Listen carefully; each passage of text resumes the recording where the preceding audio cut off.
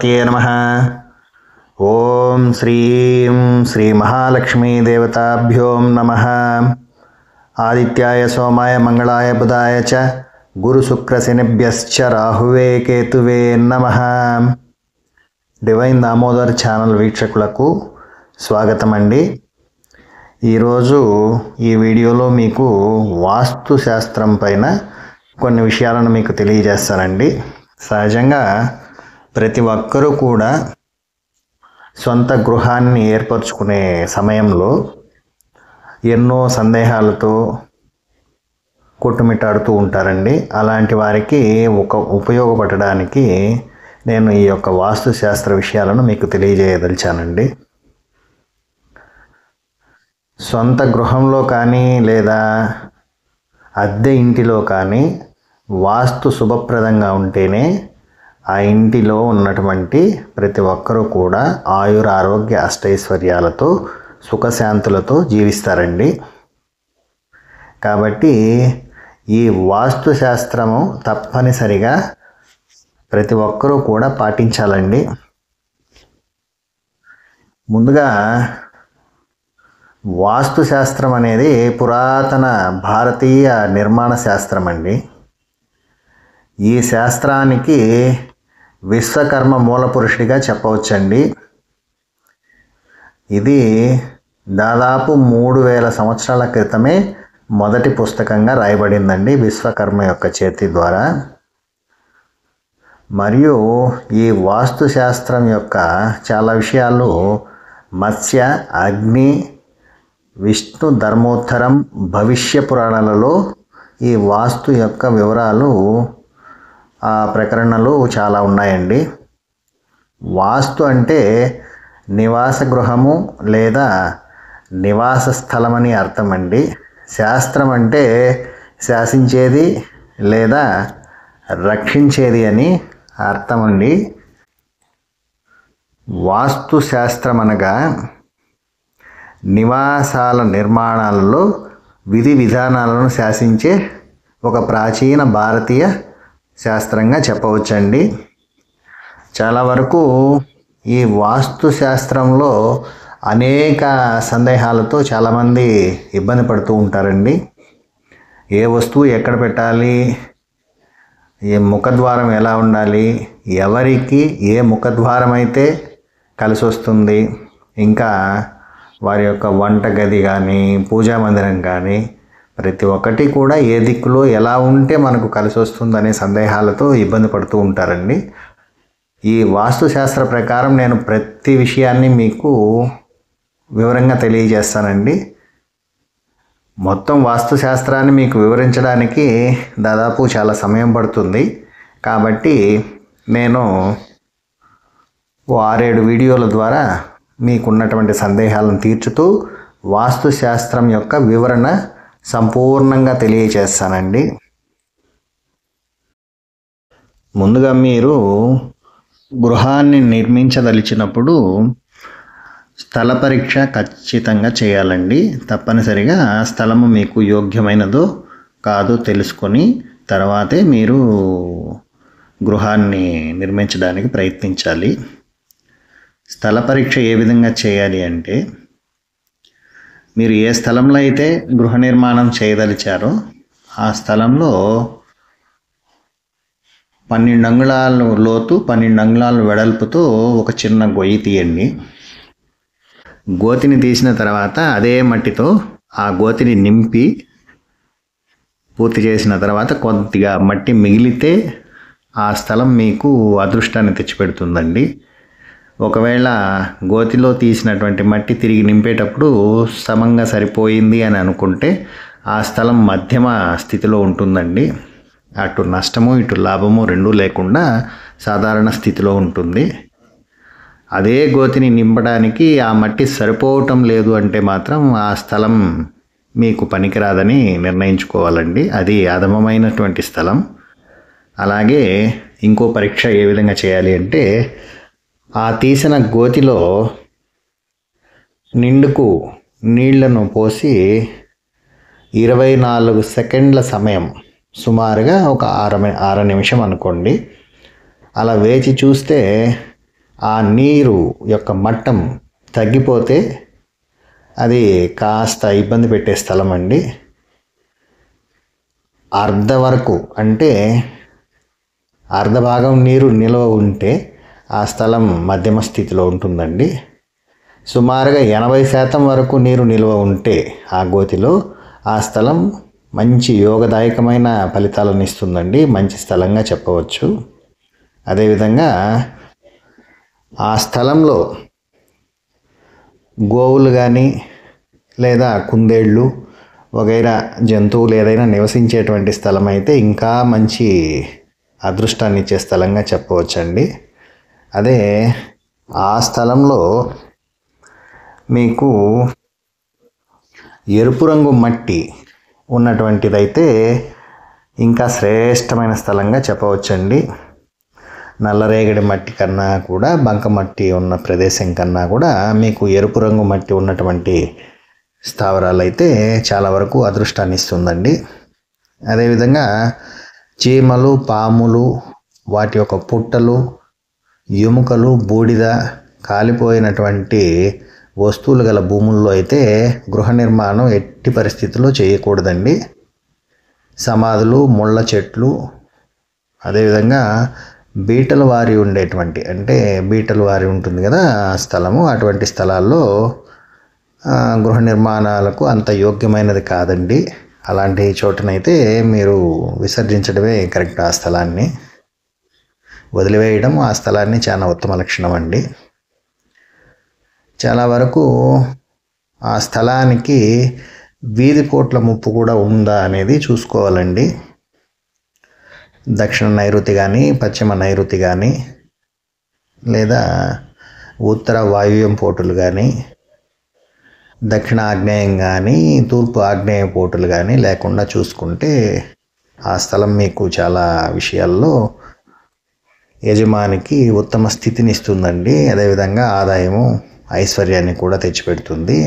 ఆ స్థలం యొక్క యోగ్యతను బట్టి మీరు నివసించేటువంటి స్థలంగా ఎంచుకోవాలా వద్దా అనేది కూడా మీరే నిర్ణయించుకోవచ్చండి. కొన్ని రకాల వీధి పోట్ల వల్ల తలెత్తే ఫలితాలను మీరు శుభ పరిణామాలుగా కూడా స్వీకరించవచ్చండి. తూర్పు ఈశాన్యపు వీధి పోటు కానీ, ఉత్తర ఈశాన్య వీధి పోటు కానీ, పశ్చిమ వాయువ్యపు వీధి పోటు, పూర్తిగా తూర్పు వీధి పోట్లు కూడా చాలా వరకు యజమానికి స్థిరమైన ఆదాయము, ఆరోగ్యము, వంశాభివృద్ధి లాంటివి అనుకూలంగా ఇస్తుందండి ఫలితాలు. ఈ విషయాలు చాలా వరకు స్థలాన్ని మీరు గృహ నిర్మాణానికి యోగ్యమైనదా కాదా అని నిర్ణయించేటప్పుడు ఖచ్చితంగా ఈ పరీక్షలు అయితే చేయాల్సి ఉంటుందండి. తర్వాత ఇంకా తెలియని దోషాలు వగైరా ఏదైనా ఉంటుందేమో అన్నట్లుగా భావించి ఆ స్థలాన్ని నాగలితో దున్ని నవధాన్యాలను చల్లటం వల్ల అవి మొలకొచ్చిన తర్వాత చాలా వరకు దోషాలన్నీ వెళ్ళిపోతుందండి. స్థల శుభ్రపరచడంలో ఇది శ్రేష్టమైన పద్ధతి అండి. ఆ స్థలంలో ఏదైనా పనికిరాని వస్తువులు వగైరా ఉంటే కూడా వాటి యొక్క దోషాలు ఈ నవధాన్యాలు మొలకెత్తిన వెంటనే పరిహారం అయిపోతుందండి. ఈ విధంగా మీరు స్థల శుద్ధి చేసిన తర్వాత మీరు గృహ నిర్మాణానికి పూనుకోవాలండి. అదేవిధంగా ఇల్లు నిర్మించడానికి మీరు ఇంకొన్ని జాగ్రత్తలు కూడా తీసుకోవాలండి. మీ యొక్క ఖాళీ స్థలంలో ఇంటి నిర్మాణము డిజైన్ చేసుకునే ముందు తూర్పులో కంటే పడమర తక్కువ ఖాళీ స్థలంగా నిర్ణయించాలండి. అనగా పడమరలో తక్కువ స్థలం ఉండే విధంగా మీరు డిజైన్ చేసుకోవాలి ఖాళీ స్థలము. తూర్పులో ఎక్కువ ఖాళీ స్థలం వదలాలి. ఇది జాగ్రత్తగా గుర్తుపెట్టుకోండి. అలా కాక తూర్పులో కంటే పడమరలో ఎక్కువ ఖాళీ స్థలం ఉంటే ఇల్లు కట్టిన తర్వాత మీ పూర్తి స్థలం ఉంది కదా ఇంటి స్థలము, దాన్ని ప్రహరీ వేసుకునేటప్పుడు వీలైనంత వరకు పడమర తక్కువగా, తూర్పులో ఎక్కువ ఖాళీ స్థలం ఉండే విధంగా మీరు ప్లాన్ చేసుకోవాలి. అలా కాని పక్షంలో పడమరలో ఎక్కువ స్థలం ఉంటే ఆ ఇంటి యజమానికి చిన్న చిన్న నష్టాలు, పరువు నష్టము, అదేవిధంగా సంతానంలో కూడా కాస్త ఇబ్బందులు, అనారోగ్యాలు ఉంటాయండి. కాబట్టి ఎట్టి పరిస్థితుల్లోనూ పడమర వైపు ఎక్కువ స్థలం లేకుండా మీరు చూసుకోవాలి. అదేవిధంగా ఉత్తర దక్షిణాలు తీసుకుంటే ఉత్తరంలో కంటే కూడా దక్షిణంలో తక్కువ ఖాళీ స్థలం ఉండాలండి. దక్షిణంలో తక్కువ ఖాళీ స్థలం, ఉత్తరంలో దానికంటే ఎక్కువ ఖాళీ స్థలం ఉంటే ఆ ఇంటి యజమానికి చాలా ఆర్థికంగా నిలదొక్కునే అవకాశాలు, అదృష్టము కలిసి వస్తుందండి. ఉత్తరంలో కంటే దక్షిణంలో ఎక్కువ ఖాళీ స్థలం ఉంటే ఖచ్చితంగా దారిద్ర్యాన్ని అనుభవించాల్సి వస్తుంది ఆ కుటుంబంలో నివసించే ప్రతి ఒక్కరూ కూడా. ఆస్తులకు నష్టము, అదేవిధంగా స్త్రీలకు చాలా వరకు అనారోగ్యము, కొన్ని కోర్టు కేసులు వగైరా ఇబ్బందులు పడేటువంటి అవకాశాలు ఎక్కువగా ఉంటుంది. కాబట్టి దక్షిణం కన్నా కూడా ఉత్తరంగా ఎక్కువ ఖాళీ స్థలం ఉండే విధంగా మీరు ఏర్పాటు చేసుకోవాలి. అదేవిధంగా తూర్పు ఉత్తరాలను తీసుకుంటే ఎందులో ఎక్కువ ఖాళీ స్థలం ఉండాలని చాలామందికి అదొక సందేహం ఉంటుందండి. తూర్పు కన్నా కూడా ఉత్తర దిక్కులో కాస్త ఎక్కువ ఖాళీ స్థలం ఉంటే చాలా వరకు అదృష్టంగా చెప్పవచ్చండి. ఆర్థిక విషయాలలో మంచి రాబడి, ఖర్చులు తక్కువగా ఉంటుంది. అయితే కొన్ని స్థలాలకు అటువంటి అవకాశం లేకపోవచ్చు. ఉత్తరం కన్నా కూడా తూర్పులో ఖాళీ స్థలం ఎక్కువ ఉండే అవకాశాలు ఉంటుంది. అలాంటి వారికి ఏదైనా నష్టమా అంటే నష్టమైతే ఏమీ ఉండదండి, సాధారణంగా ఉంటుంది. వీలైనంత వరకు అవకాశం ఉంటే తూర్పు కన్నా కూడా, ఇప్పుడు తూర్పులో ఒక 15 అడుగులు ఖాళీ స్థలం ఉంది అనుకోండి, కనీసం ఒక 16, 17, 18 అడుగుల వరకు ఉత్తరంలో ఉండే విధంగా చూసుకుంటే చాలా వరకు అది అదృష్టాన్ని తెచ్చిపెడుతుందండి. అదేవిధంగా ఒక గృహానికి దక్షిణంలో కంటే కూడా తూర్పులో ఎక్కువ ఖాళీ ఉంటే అది కూడా మంచి అదృష్టం అండి. సహజంగానే మీకు ఇందాక నేను చెప్పిన విషయాల ప్రకారము ఉత్తరం కన్నా దక్షిణం తక్కువ ఉండాలి అని చెప్పాను కదా. అదేవిధంగా తూర్పులో ఉన్న జాగా కన్నా కూడా దక్షిణంలో తక్కువ ఉంటే వాస్తు ప్రకారం చాలా మంచిదండి. అలా తూర్పు కన్నా దక్షిణంలో ఎక్కువ ఉంటే మాత్రం ప్రత్యేకంగా స్త్రీలకు చాలా అనారోగ్యం ఉంటుందండి. ఆ కుటుంబంలో అప్పుల బాధ, చాలా వరకు ఇబ్బంది పడుతూ ఉంటారు. కొన్ని రోజుల తర్వాత ఆ ఇల్లు వదిలి మరొక ప్రదేశానికి వెళ్ళే పరిస్థితులు కూడా రావచ్చండి. కాబట్టి ఆ విషయంలో కూడా చాలా వరకు జాగ్రత్త తీసుకోవాలి. ఇక ఉత్తర పడమర విషయాలకు వస్తే, పడమర స్థలంలో ఉన్న ఖాళీ స్థలం కన్నా కూడా ఉత్తరంలో సహజంగా ఎక్కువ పెట్టమని చెప్పాను కదా నేను. ఒకవేళ అందుకు విరుద్ధంగా కానీ ఉంటే, అంటే పడమర ఉన్నటువంటి స్థలం కన్నా ఉత్తరంలో కానీ పొరపాటున తక్కువ స్థలం ఉంటే మీరు లేని శ్రమను అనుభవించాల్సి వస్తుంది. అనవసరమైన ఖర్చులు, అనారోగ్యాలు, ఆపరేషన్లు చేసుకునేటువంటి అవసరాలు చాలాసార్లు పడుతుందండి మీ జీవితంలో. అదే మీ సంతానం ఏదైతే ఉంటుందో వారికి దురలవాట్లు అనేది చాలా ఎక్కువగా ఉంటుంది. చాలా వరకు వారు కూడా కష్టపడుతూ ఉంటారండి. కాబట్టి ఉత్తర పడమరలతో పోల్చుకుంటే కూడా ఉత్తర ప్రదేశం అనేది చాలా వరకు ఉత్తరంగా ఉన్న ఖాళీ స్థలం ఎక్కువగా ఉండాలి. ఇక దక్షిణ పడమర విషయాలకు వస్తే,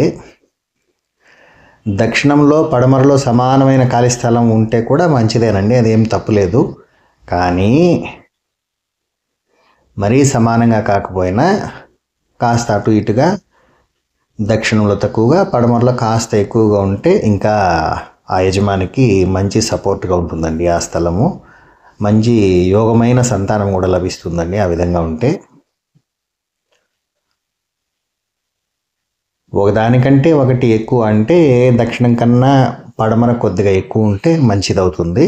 పడమర కన్నా దక్షిణం ఎక్కువ ఉంటే కాస్త చిన్న చిన్న ఇబ్బందులు వస్తూ ఉంటుందండి. కాబట్టి ఆ విషయంలో కూడా కాస్త జాగ్రత్త తీసుకోవాలి మీరు. అదేవిధంగా తూర్పు పల్లంగాను, పడమర ఎత్తుగాను ఉండాలండి. అలా ఉంటే ఐశ్వర్యాభివృద్ధి. అలా ఉంటే ఐశ్వర్యాభివృద్ధి అండి, మంచి రాబడి ఉంటుంది. ఇంకా వ్యవసాయదారులకైతే ప్రతి పంటలో కూడా మంచి దిగుబడి ఉంటుందండి. ఆ విధంగా ఉన్న స్థలాలను ఎంచుకొని ఇల్లు నిర్మించుకుంటే. అదేవిధంగా పుత్ర సంతానం కలిగే అవకాశాలు ఎక్కువగా ఉంటుంది. మంచి ఆరోగ్య లక్షణాలతో కూడుకున్నటువంటి సంతానంగానే ఉంటుంది ఆ ఇంటిలో. ఆయుష్ చాలా వరకు బాగుంటుందండి. పడమర పల్లంగా తూర్పు ఎత్తుగా కానీ ఉంటే చాలా వరకు అనారోగ్యాలు, సంతానం వలన కష్టాలు, స్త్రీ సంతానము, స్త్రీ యొక్క ఆధిపత్యం కూడా ఉంటుందండి ఆ ఇంట్లో. కాబట్టి పడమర వీలైనంత వరకు ఎత్తు ప్రదేశంగానే మీరు చూసుకోవాలి. అదేవిధంగా ఉత్తరం పల్లంగాను దక్షిణం ఎత్తుగాను ఉండాలండి. ఇది కూడా గుర్తుపెట్టుకోండి. ఉత్తరం పల్లంగా ఉంటే మంచి ఆదాయము, ఆ కుటుంబంలో ఉన్నటువంటి స్త్రీలు ఎప్పుడు సంతోషంగా చిరునవ్వుతో జీవిస్తారండి. కోరిన కోరికలు కూడా త్వరగా తీరుతూ ఉంటాయి ఆ ఇంట్లో నివసించే ప్రతి ఒక్కరికి కూడా. స్త్రీ పురుషులనే భేదం లేకుండా ప్రతి ఒక్కరికి కూడా వారి వారి కోరిక త్వరగా తీరిపోతూ ఉంటుందండి. కీర్తి ప్రతిష్టలు చాలా వరకు ఉత్తమంగా ఉంటుంది. అదే ఉత్తరం ఎక్కువగా ఉంటే, దక్షిణము పల్లంగా ఉంటే, ఉత్తరము ఎత్తుగా ఉండి దక్షిణం పల్లంగా ఉంటే ఆడపెత్తనం వల్ల ఇల్లు నాశనం అయ్యే అవకాశాలు ఎక్కువ ఉంటుందండి. అదేవిధంగా పిల్లలు కూడా ఏదైనా అవయవ లోపంతో జన్మించే అవకాశం కానీ, పుట్టిన తర్వాత ఏదైనా అవయవాల్లో ఇబ్బంది పడటం కానీ వగైరా ఉంటుందండి. కాబట్టి అటువంటి నష్టాలను తెచ్చుకోకుండా వీలైనంత వరకు దక్షిణం ఎత్తుగా ఉత్తరం పల్లంగా ఉండేటువంటి స్థలాన్ని ఏర్పాటు చేసుకోవాలండి. అంటే నేను చెప్పేది మీ యొక్క గృహస్థలంలో ప్రహరీ లోపల వరకు మాత్రమే అండి. ప్రహరీ బయట ఏ విధంగా ఉన్నా అది మీకు సంబంధం రాదు. ఎందుకంటే ప్రహరీ బయట అంటే ఇంకా రాజ్యం అంతా మీరు దక్షిణం ఎత్తుగా కావాలంటే జరగదు కదా. మీ స్థలం వరకు అలా ఏర్పాటు చేసుకోవడంలో మంచి పరిస్థితులు ఉంటాయండి. ఆ ఇంట్లో నివసించేటువంటి యజమానికి కావచ్చు, యజమానురాలకు కావచ్చు, వారి యొక్క సంతానానికి కావచ్చు. అదేవిధంగా తూర్పు ఉత్తరాలలో రెండు సమానంగా ఉండి ఈశాన్యం మూల ప్రాంతం మాత్రం పల్లంగా ఉంటే అది ఇంకా అద్భుతంగా ఉంటుందండి. ఆ ఇంట్లో ఏ శుభకార్యమైనా సరే అవలీలగా అలా జరిగిపోతూ ఉంటుంది. చాలా వరకు అనుకున్నది అనుకున్నట్టుగా జరగడానికి తూర్పులో పడే నీరు, పడమరలో పడేటువంటి నీరు, ఉత్తరంలో పడే నీరు మొత్తం ఈశాన్యానికి వచ్చి చేరితే అటువంటి స్థలం కూడా చాలా యోగ్యమైన స్థలంగా చెప్పుకోవచ్చండి.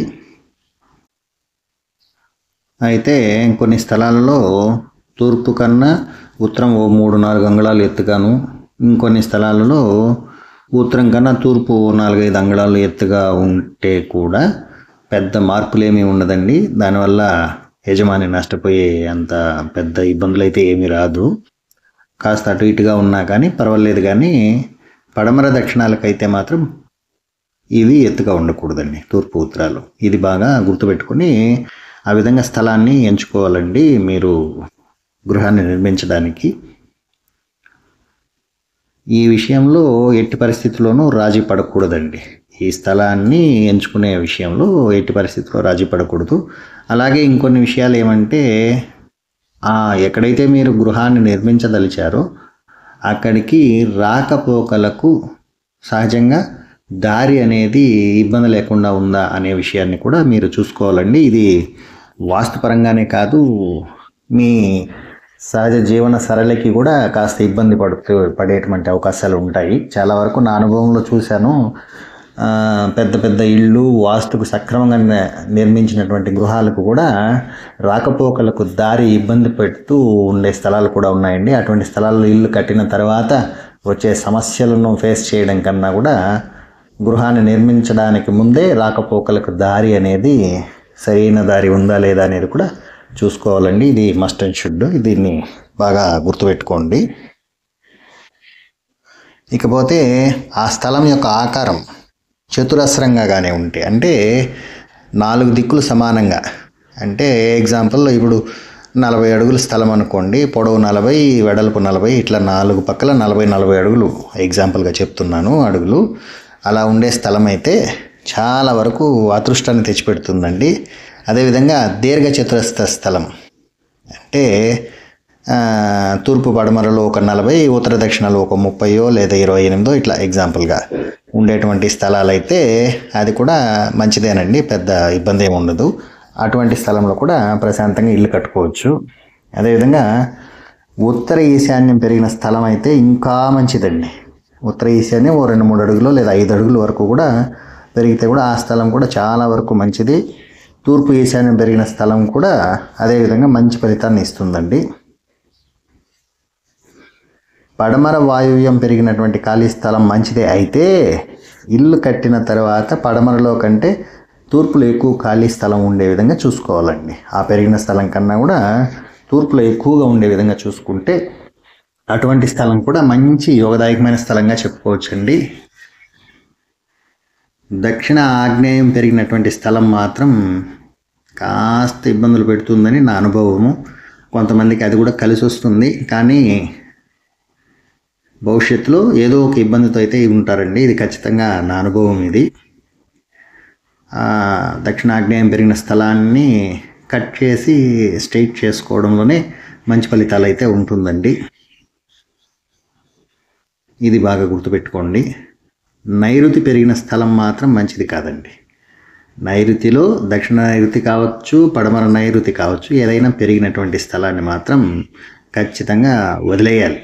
అటువంటి స్థలం పెరిగిన దాన్ని మీకు 10 అడుగులో 15 అడుగులో ఉంటే కూడా ఆ స్థలాన్ని విడిచిపెట్టి ఈ ప్రహరీకి సంబంధం లేకుండా వదిలిపెట్టేయడమే చాలా వరకు ఉత్తమం అండి. అలా కాని పక్షంలో యాక్సిడెంట్లు ఎక్కువగా అవుతూ ఉంటుందండి. ఆ ఇంట్లో ఉన్నటువంటి వారికి కాళ్ళకు దెబ్బలు తగలటము, ఇక అనవసరమైనటువంటి గొడవల్లో తలదూర్చి కోర్టు కేసులు ఇరుక్కోవటము, భార్యాభర్తల మధ్య విపరీతమైన తగాదాలు కొట్టుకోవడము ఉంటుందండి. అదేవిధంగా ఉత్తర వాయువ్యం పెరిగినటువంటి స్థలం కూడా అంత మంచిది కాదండి. అది కూడా ఆ స్థలాన్ని కూడా కట్ చేసి వదిలేయడమే మంచిదండి. దానివల్ల వ్యాపారం చేసే వాళ్ళకైతే చాలా వరకు నష్టాలు చూడాల్సి ఉంటుందండి. వ్యాపారం మీద పెట్టిన పెట్టుబడి తిరిగి చూడడం కూడా వాళ్లకు కష్టసాధ్యమే అవుతుంది. ఇంకా వ్యసనాలకు కూడా బానిసలు అయిపోతూ ఉంటారండి. ఆ విధంగా దివాలా తీసే వరకు ఆ స్థలం మిమ్మల్ని విడిచిపెట్టదండి. కాబట్టి ముందుగానే గృహాన్ని నిర్మించే ముందే ఒకవేళ ఉత్తర వాయువ్యం పెరిగి ఉంటే ఆ స్థలాన్ని కట్ చేసేయడమే మంచిదండి. అదేవిధంగా తూర్పు ఆగ్నేయం ఒకవేళ పెరిగి ఉంటే అది కూడా అంత మంచిది కాదు, ఇందాక చెప్పుకున్నట్టే. కాబట్టి తూర్పు ఆగ్నేయ స్థలాన్ని కూడా వదిలేస్తేనే మంచిదండి. లేకపోతే వారి జీవితంలో జైలు శిక్ష అనేది ఖచ్చితంగా పడుతుందండి. అలా పెరిగి ఉంటే చాలా పనుల్లో ఆటంకాలు, ఆస్తులను అమ్ముకునే పరిస్థితులు రావటము, సుఖం లేకపోవటం. అంటే ఎంత డబ్బులు ఉన్నా కానీ సుఖం అనేది ఉండదండి. ఏదో ఒక సమస్య, ఆ డబ్బుతో ఆ సమస్యను తీర్చుకునేటప్పటికి ఆ డబ్బు కరిగిపోతుంది, సమస్య ఏమో లాస్ట్కి అట్లే మిగిలిపోతుంది. కాబట్టి అట్లా తూర్పు ఆగ్నేయం పెరిగిన స్థలాన్ని కూడా వదిలివేయడమే మంచి ఫలితాలను ఇస్తుందండి. అదేవిధంగా అన్నీ సక్రమంగా ఉండి ఈశాన్యం తగ్గిపోతే అది అన్నిటికన్నా చెడ్డండి. అది చాలా జాగ్రత్తగా చూసుకోండి. ఆ ఈశాన్యము తగ్గడం అనేది కూడా చాలా వరకు ఇబ్బంది పెట్టే విషయంగానే చెప్పుకోవచ్చు. ఆ ఇంట్లో పిల్లలకు వివాహం కాకపోవటము, అభివృద్ధి ఉండదు, వంశాభివృద్ధి అస్సలు ఉండదు. ఇంకా వివాహమే లేకపోతే వంశాభివృద్ధి ఇంకా చెప్పనక్కర్లేదు మీకు. అలా ఏదో సమస్యలతో ఆ ఇల్లు అక్కడితో ఆగిపోతుందండి. ఇంట్లో జనాభా అనేది ఆ జనరేషన్తో ఆగిపోయే సూచనలు ఎక్కువగా ఉంటుంది. ఒకవేళ ఆ ఇంట్లో సొంత ఇల్లు కాకపోయినా మీరు అద్దె ఇంటికి, అలాంటి ఇంటికి వెళితే కూడా నిరుద్యోగ సమస్యలు ఎక్కువగా వేధిస్తూ ఉంటుందండి. చేయడానికి పని ఉండదు, చేతిలో చిల్లిగా ఉండదు, ఏ పని తలుచుకున్నా అది మధ్యలో ఆగిపోవడము, నష్టాలు, ఇలాంటి సమస్యలు ఉంటాయి. కాబట్టి ఈశాన్యం తగ్గినటువంటి స్థలాన్ని ఎట్టి పరిస్థితుల్లో మీరు యాక్సెప్ట్ చేయకూడదు. సొంత ఇంటికి కావచ్చు, అద్దె ఇంటికి కావచ్చు. ఈ విషయాన్ని దృష్టిలో ఉంచుకొని స్థలం అనేది నిర్ణయించేటప్పుడు ఈ సూత్రాలు పాటిస్తే ఆ స్థలం మీకు భవిష్యత్తులో మంచి యోగదాయకంగా ఉంటుందండి.